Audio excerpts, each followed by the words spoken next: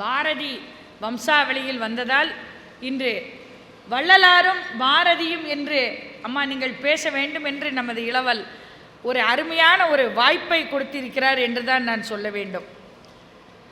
அதனாலே பாரதியும் வள்ளலாரும் என்று நாம் பார்க்கும்போது ஒற்றுமைகளும் இருக்கின்றன, சில வேற்றுமைகளும் இருக்கின்றன. பாரதி முக்கியமாக தனது புதிய ஆத்திச்சூடியிலே வாழ்த்து பாடல் பாடி ஆரம்பிக்கிறார். ஆத்திச்சூடி இளம்பிறை அணிந்து மோனத்திருக்கும் முழுவன் மேனியன் கருநிறம் கொண்டு பார்க்கடல் மிசை கிடைப்போன் மகமது நபிக்கு மறையருள் புரிந்தோன் இயேசுவின் தந்தை எனப்பல மதத்தினர் உருவகத்தாலே உணர்ந்து உணராது பலவகையாக பரவிடும் பரம்பொருள் ஒன்றே அதனியல் ஒளியுறும் அறிவாம் அதன் நிலை கண்டார் அல்லலை அகற்றினார் அதனருள் வாழ்த்தி அமர வாழ்வு எய்தினோம்னு பாரதி அழகா பாடுறார். இதைத்தான் நமது வள்ளலாரும் மிகச்சிறப்பான ஒளி வடிவமாக ஜோதி வடிவமாக இறைவனை கண்டவர். வள்ளலார் எப்படி ஜோதியை கண்டான்றதுக்கு உண்டான அந்த வரலாற்றை நாம் பார்த்தோம்னா நமக்கு மிக அழகானதொரு விடை கிடைக்கும். தில்லையம்பதி நமக்கெல்லாம் நன்றாக தெரியும். நடராஜ பெருமான் சன்னதி பொன்னம்பலம்னு சொல்கிறோம். அந்த பொன்னம்பலத்துக்கு ஒரு பெற்றோர் சிறு வயது குழந்தைய எடுத்துக்கொண்டு போகிறாங்க. 5 மாத குழந்தை. 5 மாத குழந்தையை எடுத்துக்கொண்டு நடராஜர் சன்னதிக்கு போகிறாங்க.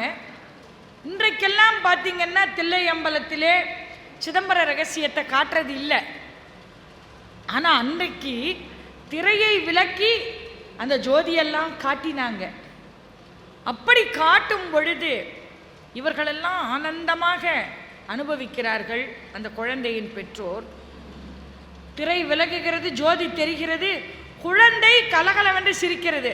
5 மாத குழந்தை சிரித்து நாமெல்லாம் பார்த்துருக்கோமா? 5 மாத குழந்தை சிரிக்கும். எப்படி? நாம் ஏதாவது இப்படி கொஞ்சினாலோ இல்லை இப்படி தொட்டாலோ இவ்வளோதான் சிரிக்கும். ஆனால் அந்த ஜோதியை பார்த்த உடனே கலகலவென்று சிரித்த அந்த 5 மாத குழந்தை கலகலகலன்னு சிரிக்கிறது. அதாவது இறைவன் ஜோதி வடிவாக இருக்கிறார்னு அந்த குழந்தைக்கு 5 மாதத்துலேயே தெரிஞ்சிடுது. அந்த கோவில் அர்ச்சகர் சொல்கிறார், இந்த குழந்தை ஒரு ஞான குழந்தையாக வரும் அப்படின்னு அன்றைக்கே அந்த பெற்றோர்கள் ராமையா அவரிடம் சொல்கிறார். அந்த குழந்தை 50வது வயதிலே அந்த ஜோதியை கண்டு பாடுது.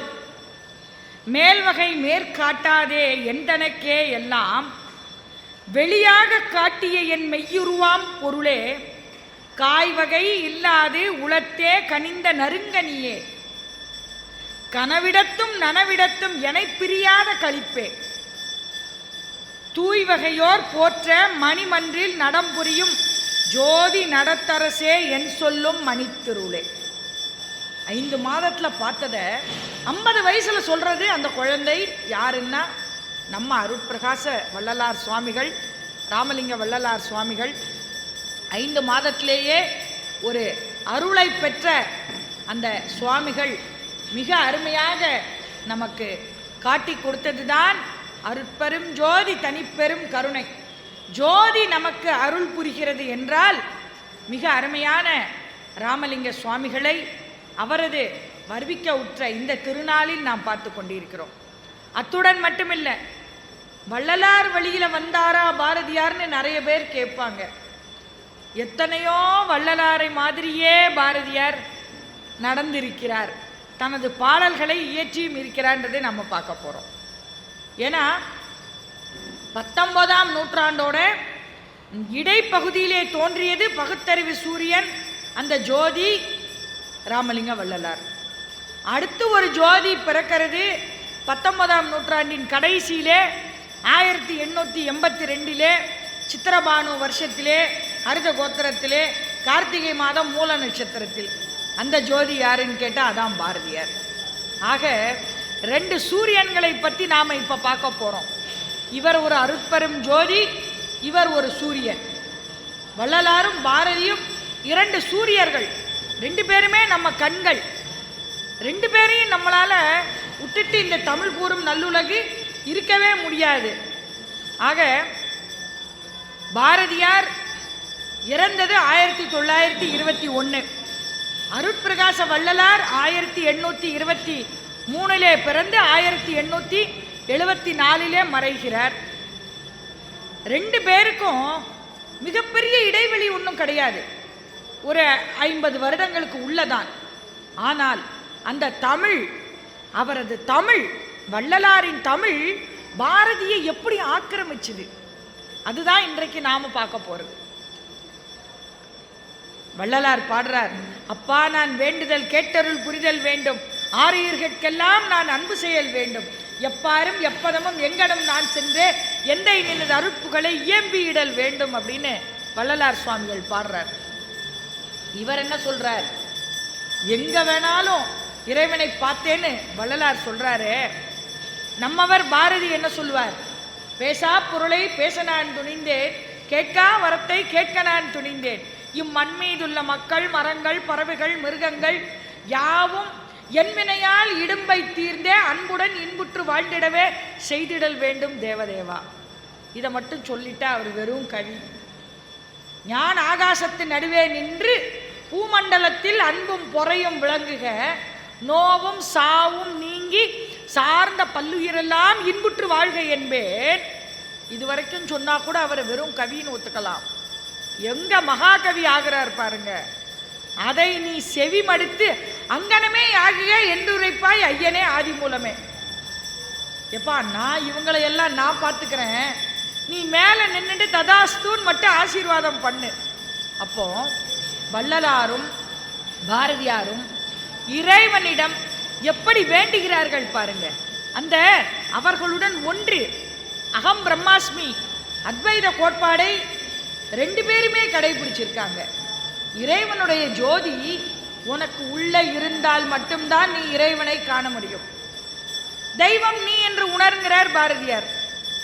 அப்போ ரெண்டு பேருமே நம்மளை உய்விக்க வந்த மகானாதான் நம்ம பார்க்குறோம். அப்பேற்பட்ட அந்த ரெண்டு மகான்களை பற்றி பேசுறதுக்கு எனக்கு இன்னைக்கு வாய்ப்பு கிடைச்சதுன்னே நான் தம்பிக்கு நன்றி சொல்ல கடமைப்பட்டுட்டே இருக்கேன். ஐயா எல்லார்களுக்கும் சொல்லிகிட்டே இருக்கேன். இவர் இப்படி சொல்லிகிட்டே வரார். இதில் ரெண்டு பேருமே சமய ஒற்றுமையை வலுப்படுத்துகிறார்கள். நான் ஏற்கனவே சொன்னேன், வள்ளலாரும் சமயங்களை பற்றி அவர் எதுவுமே சொல்லலை. எல்லோரும் ஓர் குலம் எல்லோரும் ஓர் இனம்னு சொல்லவர் வள்ளலார். பூமியிலே கண்ட 5 மதங்கள் கோடி, புத்த மதம் சமண மதம் பார்சி மார்க்கம் சாமி என இயேசு மதம் போற்று மார்க்கம், சனாதனமாம் இந்து மதம் இஸ்லாம் யூதம் நாமமுயர் சீனத்து தாவு மார்க்கம், நல்ல கண் பூசி மத முதலா பார்மேலே யாமறிந்த மதங்கள் பலவா முளமன்றே, யாமெனுக்கும் உட்புதைந்த கருத்தில் கொன்றே, பூமியிலே வழங்கி வரும் மதத்துக்கெல்லாம் பொருளினை நாம் இங்கு எடுத்து புகழ கேளாய். சாமி நீ, சாமி நீ, கடவுள் நீயே, தத்துவமசி தத்துவமசி நீயே அக்தாம், தத்துவமசி தத்துவமசி நீயே அக்தாம். பூமியிலே நீ கடவுள் இல்லை என்று புகழ்வது நின் மனத்துள்ளே புகுந்த மாயை. தெய்வம் நீ என்று உணர்கிறார. நீ கடவுள் இல்லைன்னு உன் மனசுக்கு தோண்டினா அது இங்க உள்ள மாயை.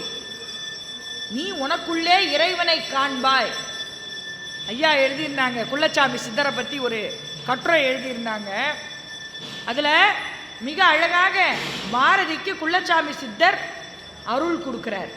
நம்ம சொல்லுவோமே தீட்சை, அவர் நயன தீட்சை சிரவண தீட்சை கொடுத்துட்டு போயிடுறார் குள்ளச்சாமி சித்தர். வாசியை நீ கும்பகத்தாலே வலிய கட்டி மண் போலே சுவர் போலே வாழ்தல் வேண்டும், தேசுருவை நீ கிணற்றில் கண்டாய். என்ன சொல்றாருன்னா, ஒரு குட்டி சுவர் இருக்கு, அங்க ஒரு கிணறு இருக்கு, அந்த கிணத்துக்குள்ள சூரியனோட ஒளி தெரியறது. இப்படி தெளியும் போது அந்த இடத்துக்கு குள்ளச்சாமி சித்தர் வரார். பாரதியார் அங்க நின்று இருக்கார். இங்கேருந்து வரார், நேர சூரியனை காட்டுறார், கிணத்தை காட்டுறார். உள்ள ரிஃப்ளெக்ட் ஆகிற சூரிய ஒளியை காட்டுறார். புரிந்ததா அப்படிங்கிறார். பாரதியார் மண்டே ஆட்டுறார், புரிந்தது அப்படின்ட்டு. அவர் கிளம்பி போயிட்டார் குள்ளச்சாமி சித்தர்.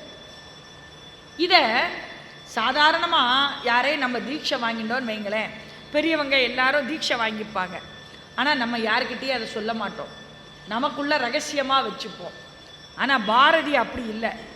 வள்ளலார் எப்படி தான் பெற்ற இன்பம் பெருகை வையகம்னு தான் ஜோதி கண்டதை உலகத்துக்கு தெரிவித்தாரோ, வள்ளலார் எப்படி ஜோதியை தனக்குள்ளே கண்டாரோ, அதே மாதிரி இந்த குள்ளச்சாமி சித்தர் சொன்னதை பாரதியார் புரிஞ்சுக்கிறார்.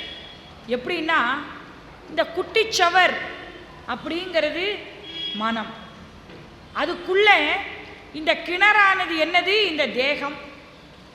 அந்த கிணற்றுக்குள்ளே சூரியனோட ஒளி பிரதிபலிக்கிறது, பிம்பம் பிரதிபலிக்கிறது. ஏன் கிணற்றை காட்டணும், வேற நீர்நிலையே கிடைக்கலையா அப்படின்னு கேட்டால், குளத்தில் கூட அப்படியே அலை அலையாக போகும், ஆற்றங்கரையில் அப்படியே சலசலன்னு போய்கிட்டே இருக்கும். ஆனால் கிணறுல மட்டும் பார்த்தோம்னா தண்ணீர் அப்படியே நிலையாக இருக்கும். அப்படி நிலையாக இருக்கிற அதிலே தெரிகிற சூரிய ஒளி கலங்கள் இல்லாமல் கலக்கம் இல்லாமல் அப்படியே தெளிவாக தெரியும் இல்லையா? அந்த மாதிரி உன் மனத்துக்குள்ளே சிவனை நீ காண்பாய்னு குள்ளச்சாமி சித்தர் சொன்னதாக பாரதியார் நமக்கு சொல்றார். அப்போ வள்ளலாரும் இதைத்தான் நமக்கு சொல்லிட்டு போறார். மதங்கள் கடந்து இறைவனை நீ உனக்குள் காண்பாய். எப்படி பாரதியார் இப்ப சொல்றார் பாருங்க, புத்த மதம், சமண மதம், பார்சி மதம், ஏன் கன்ஃபியூசியஸோட மதம் முதற்கொண்டு பார்மேலே இருக்குன்னு பாரதி பாடுறார். வள்ளலார் இதை ரொம்ப அருமையா ஒரு பாடல்ல சொல்றார். பொங்கு பல சமயம் எனும் நதிகள் எல்லாம் புகுந்து கலந்திட நிறைவாய் பொங்கி ஓங்கும் கங்கு கரை காணாத கடலே. யாரு? சிவபெருமானை பார்த்து பாடுறார். எங்கும் கண்ணாக காண்கின்ற கதியே, அன்பர் தங்க நிழல் பரப்பி மயல் சோடையெல்லாம் தணிக்கின்ற தருவே. பூந்தடமே, குளிர் சோலை நீதான், எனக்கு வெப்பத்தை தணிக்கிற மரங்கள் நீதான். ஞான செங்கு முதல மலர் வரும் மதியே, அதாவது சந்திரனை பார்த்து அள்ளி மலர்கிறது இல்லையா, அதை சொல்றார். அந்த மாதிரி ஒரு தன்மை தருகின்ற அந்த மதியே, எல்லாம் செய்ய வல்ல கடவுளே, தேவதேவே அப்படின்னு வள்ளலார் பாடுறார். எந்த மதமுமே எனக்கு அது கிடையவே கிடையாது, மதங்களுக்கு அப்பாற்பட்டது. பாரதியும் வள்ளலாரும் எப்படி நம்மை அடைந்தார்கள் தெரியுமா? அவர்களுடைய சொற்கள் எல்லாமே எளிய பதங்கள், ரொம்ப எளிமையா வெறும்ன வாசிச்சாலே குழந்தைகளுக்கு கூட புரியக்கூடிய ஒரு வார்த்தைகள். சின்ன சின்ன குழந்தைகள் கூட இப்பதான் தமிழ் படிக்கிறாங்க. ஐயாவோட மகள் சென்ற வருடம் அழகா பேசினாங்க. அந்த 9ஆம் வகுப்பு குழந்தை கூட வள்ளலாரோட திருவருட்பாவை படிச்சா, அப்பா நான் வேண்டுதல் கேட்டருள் புரிதல் வேண்டும்னா புரியாதா? எவ்வளவு எளிமையான ஒரு தமிழ். அந்த தமிழ் எளிய நடை இவர்கள் இருவரையுமே நமக்குள்ள இன்றைக்கும் வாழ வைத்து கொண்டிருக்கிறது. பொதுஜனங்களை விரும்புகிற மாதிரியாக இவர்கள் எழுதுகிறார்கள். முதல்ல பாரதியார் கூட எப்படின்னா, செந்தமிழ்ல தான் எழுதணும், மரபுல தான் எழுதணும்னு நினச்சிட்டு இருந்தார் மனசுல. விவேகபானுன்ற பத்திரிகையில மதுரையில் முதல்ல அவரோட பாடல் வெளியில வருது.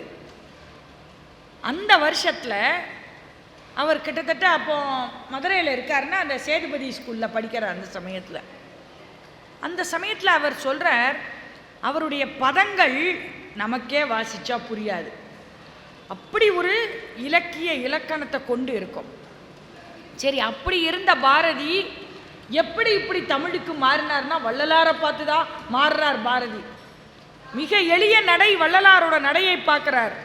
மிக சிறப்பாக அவருடைய இந்த எளிமையை இந்த தமிழ் கூறும் நல்லுலகு பாரதி எங்கிருந்து பெற்றார்னா வள்ளலார்கிட்ட இருந்து பெற்றார்னு சொல்றதுக்கு மறந்து போச்சு. ஆனா அதுதான் உண்மை. வள்ளலாரை பத்தி பல இடங்கள்ல பாரதி குறிப்பிட்டிருக்கார். பாடல்கள்ல குறிப்பிடல, தன்னோட கட்டுரைகள்ல குறிப்பிடுறார், ரொம்ப அழகா குறிப்பிடுறார். தன்னோட இலக்கிய முன்னோடிகள் பல பேரையும் பாரதி சொல்கிற மாதிரி வள்ளலாரை பற்றியும் பல இடங்களில் சொல்கிறார். ஏன்னா நமக்கு பாரதி வள்ளலார் ரெண்டு பேருமே பிடிக்கும் இல்லையா. ரொம்ப நாளாக நமக்கு ஒரு சந்தேகம் இருக்கும் எல்லாருக்கும். என்னன்னு கேட்டால் தமிழை முதல்ல எளிமைப்படுத்தியவர் யார்? வள்ளலாரா பாரதியா? பாரதி தான் புதுக்கவிதை எழுதினாருன்னு தெரியும், வள்ளலாரும் தமிழில் தான் கவிதை எழுதினாருன்னு தெரியும். ஆனால் நமக்கு ஒரு டவுட் வருமா வராதா? ஆனால் வள்ளலாரிடமிருந்து தான் இந்த புதுமையை பாரதி கற்றுக்கொண்டார் என்பதை அவரே ஒத்துக்கொள்கிறார். பாரதி வள்ளலாரை போற்றி பாடுகிறார். எப்படின்னா, ரெண்டு பேருமே தமிழை வளப்படுத்தினாங்க, எளிமைப்படுத்தினாங்க.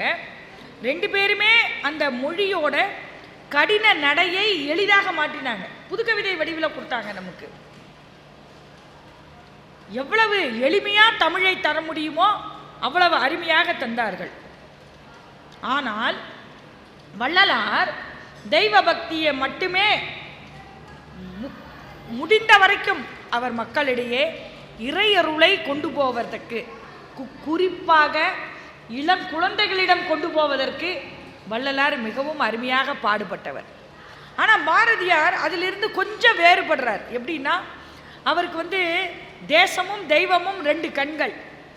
தேசத்தை பற்றி அதிகமாக, இப்போ வள்ளலாரும் தேசத்துக்காக பாடுபட்டவர் இல்லைன்னு சொல்ல முடியாது. ஏன்னா சுதந்திரத்திற்காக நாம் போராடின காலத்தில் தான் வள்ளலார் காலம். ஆக வள்ளலார் தேசத்திற்காக பாடுபட்டவர் இல்லைன்னு யாராலையும் மறுக்க முடியாது. ஏன்னா இங்கே கந்தசாமி கோயிலில் உட்கார்ந்து அவர் பாடின பாடல்கள் நமக்கெல்லாம் நிறைய நாம் படிச்சிருக்கோம். அந்த சமயமெல்லாம் ஆங்கிலேயர்கள் ஆட்சி காலம். இதே பாரிஸில் இதே ஹைகோர்ட்டு, அங்கே இருக்கிற ஆங்கிலேயர் ஆட்சி முறை, இதை எல்லாத்தையும் கண்ணுற்றவர் வள்ளலார்.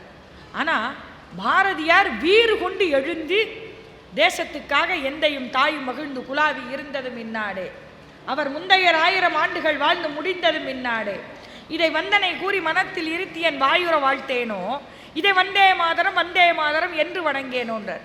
யார? வள்ளலாரை எல்லாம் மனசில் வச்சுட்டு தான் பாரதி பாடுறார். எங்கள் அப்பா அம்மா மட்டும் இல்லை, எல்லா பெரியவர்களும் அறிஞர்களும் ஆசான்களும் இருந்தது இந்த நாடு, இவர்களை எல்லாம் நான் வணங்கி போற்றுகிறேன்னு வள்ளலாரை மனசில் நினச்சிட்டு பாரதியார் பாடுறார்.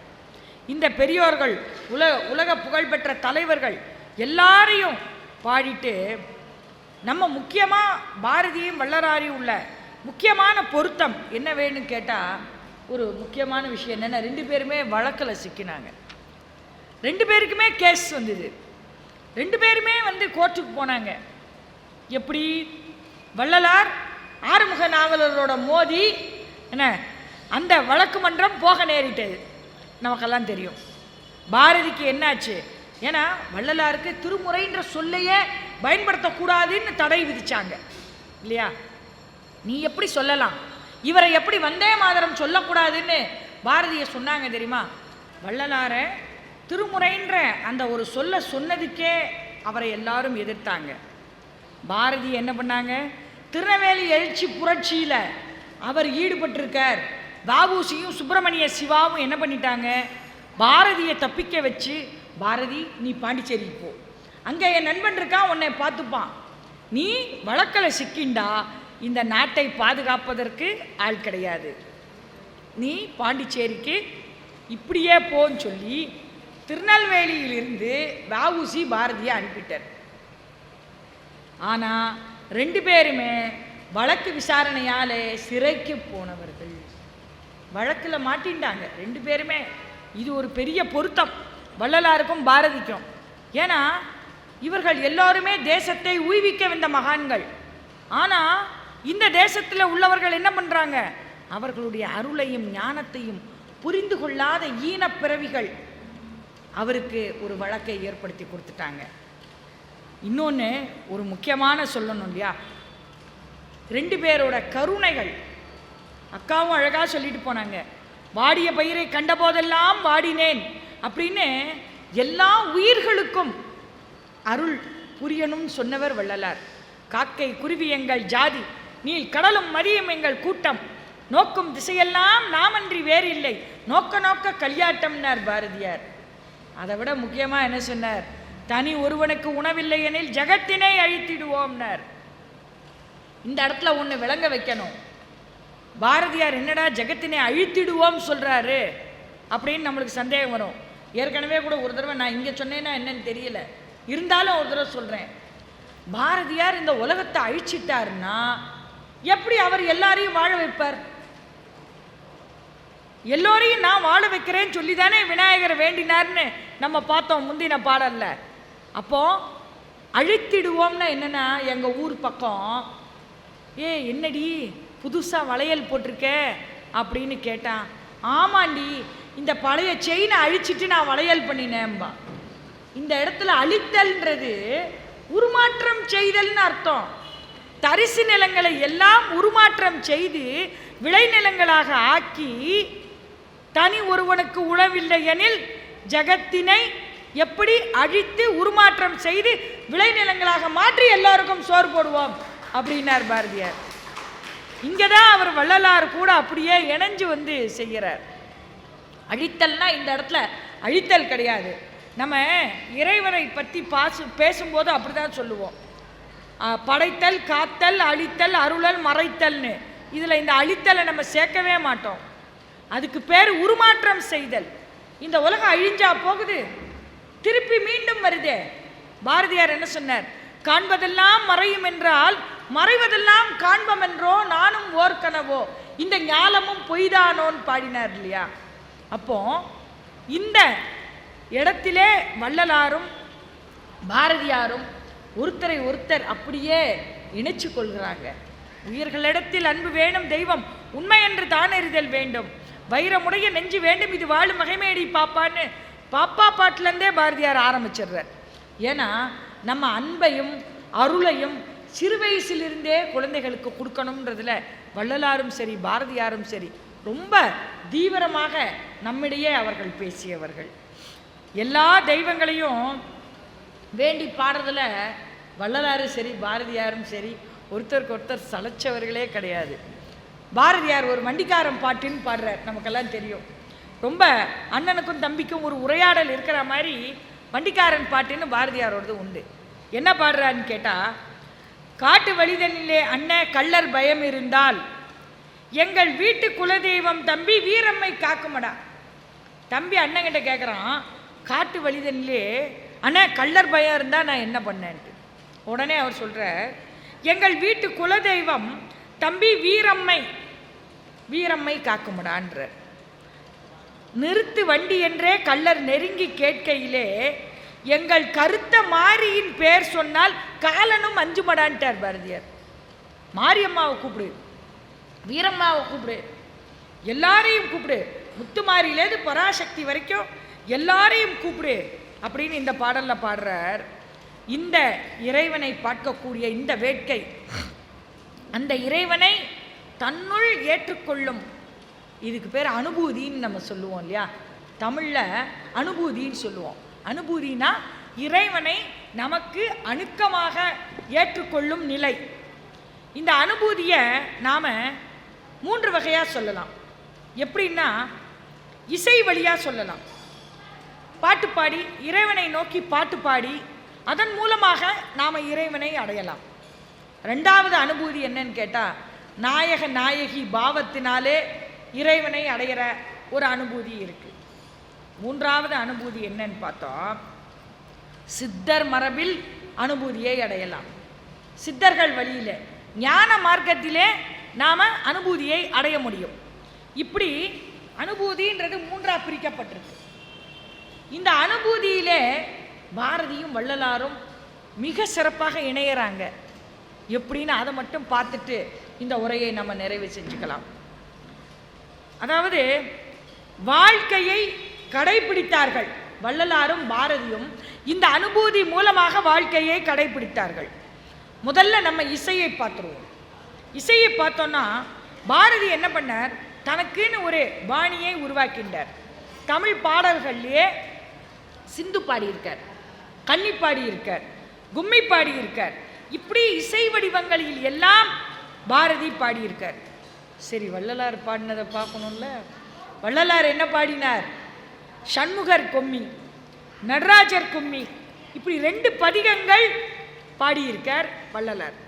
அதில் ஒரு பதிகத்தில் சொல்கிறார், கும்மியடி பெண்கள் கும்மியடி இரு கொங்கை குலுங்கவே கும்மியடி நம்மையாளும் பொன்னம்பல வாணனை நாடி கொம்மி அடியுங்கடி பதம் பாடி கொம்மி அடியுங்கடின்னு திருவருட்பால 2964 பாட்டில் பாடுறார் வள்ளலார். நம்மால் சும்மா விடுவாரா? இவர் வள்ளலாரோட லவராச்சுல்ல பாரதியார், சும்மாவா இருப்பார்? நமக்கு தெரியாத பாரதியாரோட கும்மி பாட்டா? கும்மியடி தமிழ்நாடு முழுவதும் குங்கிட கை கொட்டி கும்மியடி நம்மை பிடித்த பிசாசுகள் போயின நன்மை கண்டோம் என்று கும்மியடி. இவரே மாதிரி எப்படி வள்ளலார் கும்மிப்பாட்டு பாடினாரோ அதே தாளம், அதே மெட்டு, அதே இசை.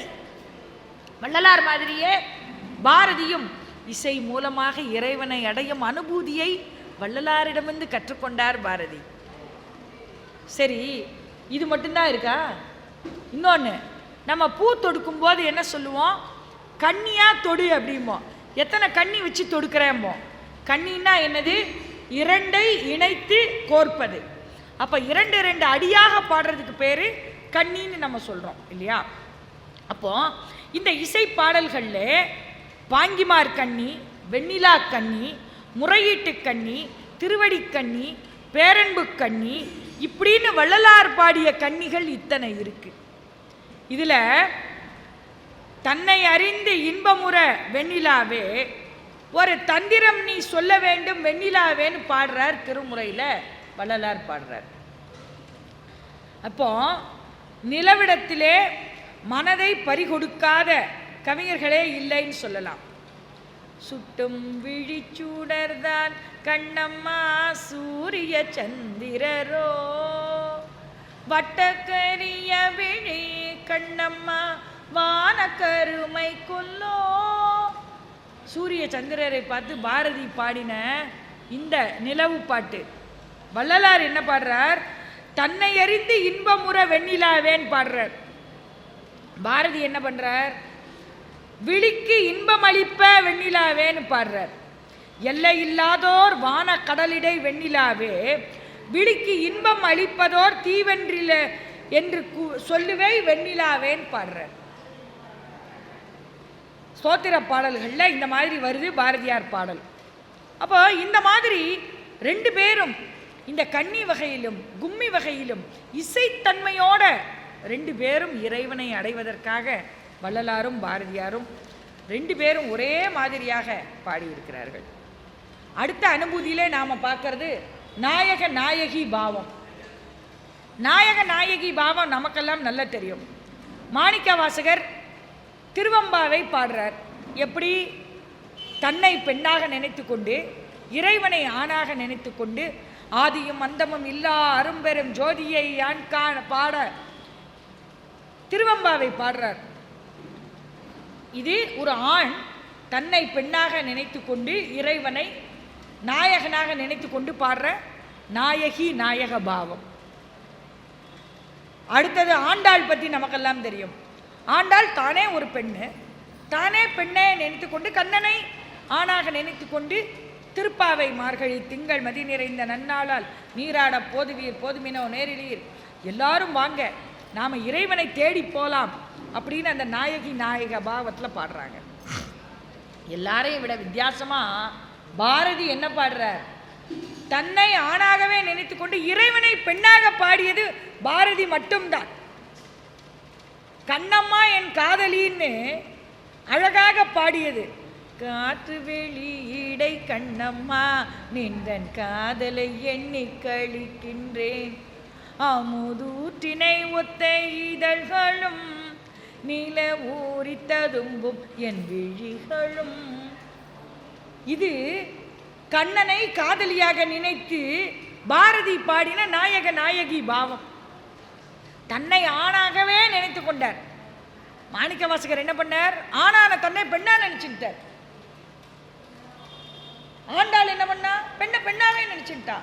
ஆனா பாரதி மாதிரி இறைவனை பெண்ணாக உருவெடுத்து வச்சு பாடினது இதுவரைக்கும் யாருமே பாடலை. இந்த நாயகி நாயக பாவத்தில் ரொம்ப அழகாக பாடுறார். இறைவனை தன்னேரிலா ஆண்மை தத்துவமாக்கி மானிட உயிரை பெண்மையின் அடையாளமாக்கி இரண்டின் உருவையும் அனுபூதி பரவசம் அப்படின்னு சொல்லி மானிடத்தை தெய்வத்துடன் இணைக்கின்ற வழியாய் மண்ணின் வாழ்க்கைக்கு பக்தி கவிஞர்கள் உயிர்ப்பு தருகின்றனர் அப்படின்னு சொல்லி பாடுறார் வள்ளலார். ரொம்ப அழகாக பாடுறார். மேலும் வளர்த்தெடுக்கிறார். பாரதி தலைவியை காணாது தவிக்க விட்டு சென்ற தலைவனை ஊரார் ஏசுகின்றனர் திருவுருப்பால வருது. 1686 பாட்டுலேருந்து 1690 பாட்டு வரைக்கும் வள்ளலார் பாடுறார். நான் அவர் மேல் கொண்ட காதலை கனவிலும் ஒழியேன். யாரு? நாயகி சொல்றா நாயகனை பார்த்து. வள்ளலார் திருவுருப்பால பாடுறார். என்னடா வள்ளலாரா இப்படி பாடினார்னு கேட்கக்கூடாது, பின்னாடி அதுக்கு ஆன்சர் வருது. எப்படி பாடுறார்? நான் அவர் மேல் கொண்ட காதலை கனவிலும் ஒழியேன். உடனே ஊராரின் எள்ளல் என்னை தலைவியின் உறுதியை குலைக்கவில்லை என்ற போதும் தன்னை ஏற்றுக்கொள்ளாத தலைவனை அவள் கடிந்து பேசுகிறார். யாரு? நாயகி நாயகனை கடிந்து பேசுறா. நீ இப்படிதான் விட்டுட்டு போவியா என்ன? நான் உனக்காக எவ்வளவு நாள் காத்து கொண்டிருக்கிறேன், எப்படி நீ விட்டுட்டு போலாம் அப்படின்னு தலைவி திட்டுகிற மாதிரி திருவொட்பால பாடுறார். அடுத்தது இன்னும் பாடுறார். சரி, இவ கடிந்து பேசிட்டாளேன்னு மனம் திருந்தி என்ன பண்றா? ஐயோ நாம இப்படி திட்டோமே, நம்மளுடைய நாயகனாச்சே அப்படின்னு தானே மனம் வருந்துறான். அவளே திருத்தி பாடுறா. எப்படின்னா, சினந்துரைத்தேன் பிழைகள் எல்லாம் மனம் பொறுத்தல் வேண்டும். திருவருட்பா 3010. நாயக நாயகி பாவத்துக்கு வள்ளலார் எழுதியிருக்கார் பாருங்க. பாரதியை பார்த்தோம்ல, வள்ளலாரும் எழுதியிருக்காரு ரொம்ப அழகா. அப்படின்னா, முனிந்துரைத்த பிழை பொறுத்து கனிந்தருளல் வேண்டும், வெறுத்துரைத்தேன் பிழைகள் எல்லாம் பொறுத்தருளல் வேண்டும் அப்படின்னு தலைவனிடம் தலைவி மன்னிப்பை கோர்ற மாதிரி எழுதியிருக்கார் திருவருட்பால. என் பாட்டுக்கு இருந்தேன், இங்கு என்னை வலிந்து நீயே மனம் குறித்து கொண்டாய், நீ கொண்டது தொட்டு எனது மனம் வேறுபட்டதில்லை. எப்பா நீ பாட்டுக்கு வந்த, வெத்தலை கை மாறின, என்ன மனம் முடிக்கிறேன்னு வாக்கு கொடுத்துட்டு போயிட்டிய. நான் போன நாள்லேருந்து நான் உன்னையே நினச்சிட்டு இருக்கேனே, எனக்கு என்ன பதில் சொல்கிற அப்படின்னு வள்ளலார் கேட்குறார் திருவருட்பால. இப்போ இந்த மனநிலையை சொல்லி அப்படியாவது தலைவனுக்கு மனம் இறங்காதா? இப்போ உன்னையே நினச்சி உருகின்னு இருக்கேனே, எனக்கு ஒரு வழி சொல்லக்கூடாதா அப்படின்னு கேட்குற மாதிரி எழுதுறார். உடனே அப்படியானோ பின்னுள்ள நான் பிதற்றல் எல்லாம் வேறு குறித்து என்னை பிழை ஏற்ற நினைத்திடிலோ பெரு வழக்கிடுவேங்கிறான். இந்த வழக்குன்றது வள்ளலார் காலத்திலேயே வந்துருச்சு. உன் மேலே நான் கேஸ் போட போகிறேன். இன்றைக்கி பார்த்தீங்கன்னா கோர்ட்டில் நாங்கள் டெய்லி பார்க்குறோம், ஒரு நாளைக்கு 100 டைவர்ஸ் கேஸ் பதிவாகுது. ஆனால் அன்றைக்கே வள்ளலார் பாடிட்டார், நீ உன்னோட இடத்த விட்டுட்டு வந்து என்னை ஏற்றுக்கலைன்னா உன் மேலே நான் கேஸ் போடுவேன். வள்ளலாரே இப்படி பாடினாரான்னா, ஆமாம், பாடல் 3021 எடுத்து பாருங்க, திருவருட்பால இருக்கு. இப்படி சொன்னபடி அவரை மிரட்டுறார். தலைவனை மிரட்டின பிறகுதான் தலைவர் இறங்கி வரார். என்ன புண்ணியம் செய்தேனோ அவர் இறங்கி வந்து இவளுடன் கலந்து அந்த இன்பம் துய்த்த பின் சொல்ற தலைவி, என்ன புண்ணியம் செய்தேனோ அப்படின்னு தன் தாயிட்ட சொல்லி மகிழ்ச்சி கூத்தாடுறான்னு எழுதுறார் திருவருட்பா 4495. எடுத்து பாருங்க. ஆக இது என்னவென்று கேட்டால், தன்னை நாயகியாக எடுத்துக்கொண்டு சிவபெருமானை நாயகனாக ஆக்கிக்கொண்டு சிவபெருமானுடன் ஊடல் செய்கிறார் வள்ளலார் பெருமான். நாம நினைப்போம், மானுடர்கள் நம்மளால என்ன நினைக்க முடியும்? இறைவனுடைய காதலை நினைக்க முடியுமா? அடடா வள்ளலாரே இப்படி எழுதிட்டாரே அப்படின்னு நாம நினைப்போம். அப்படி இல்லை. வள்ளலார் தன்னை நாயகியாக நினைத்து கொண்டு இறைவனை நாயகனாக நினைத்து கொண்டு பாடியது. இருந்தாலும் இந்த தலைவியின் சொற்கள் உடம்பை தாண்டி என்ன, எனக்கு இந்த மனமே இங்கு உடம்பு, இறைவனுடன் இரண்டர கூடி திளைக்கும் ஆன்ம களிப்பு இல்லையா, இதுதான் அழியாத என்றுமுள்ள பேரின்பம். வள்ளலார் நமக்கு சொல்ற இந்த தத்துவம். மகிழ்ந்து நினைந்திடுந்தோறும் மனம் கனிவுற்று உருகி இனித்து பொங்கி அந்த இன்பம் தழும்பி நிற்கிறது. சிவபெருமானை தலைவனாக கொண்டு தன்னை தலைவியாக கொண்டு பாடிய வள்ளலாரின் நாயக நாயகி பாவத்தை அப்படியே பின்பற்றினார் பாரதியார் கண்ணம்மா பாடல்ல. அப்போ வள்ளலாரும் பாரதியும் நமக்கு இறைவனை அடையும் வழிகளைத்தான் சொல்லிக் கொடுத்திருக்கிறார்கள். அதுதான், அது எந்த பாவமாக இருந்தால் என்ன, நாயக நாயகி பாவமாக இருந்தால் என்ன, இசை வடிவ பாடலாக இருந்தால் என்ன. ஆக அருட்பா தலைவி உருகுவதைப் போலவே கண்ணம்மாவின் உருகுதலையும் நாம் கேட்டுக்கொண்டிருக்கிறோம். கண்ணன் மனநிலையை தங்கமே தங்கம் கண்டு வர வேணுமடி தங்கமே தங்கம் அப்படின்னு பாடினார் பாரதியார். இந்த மாதிரியாக மூன்றாவதாக ஒரு பாவம் இருக்கிறது. என்னவென்று கேட்டால் சித்தர் மரபு. ஏற்கனவே நான் சொன்னேன், வள்ளலார் ஜோதியை பார்த்து தானே ஒரு சித்தர் என்று தன்னை சொல்லிக் கொண்டவர். அதே போல் பாரதியும் சொன்னார். ஐயா அவர்கள் சிறப்பாக பாரதி ஒரு சித்தர் என்ற கட்டுரையில் எழுதியிருப்பார். எனக்கு முன்னே சித்தர் பலர் இருந்தாரப்பா, யானும் ஒரு சித்தன் வந்தேன் இந்த நாட்டில் அப்படின்னு பாரதி தன்னைத்தானே சித்தர்னு he declared himself as சித்தர்.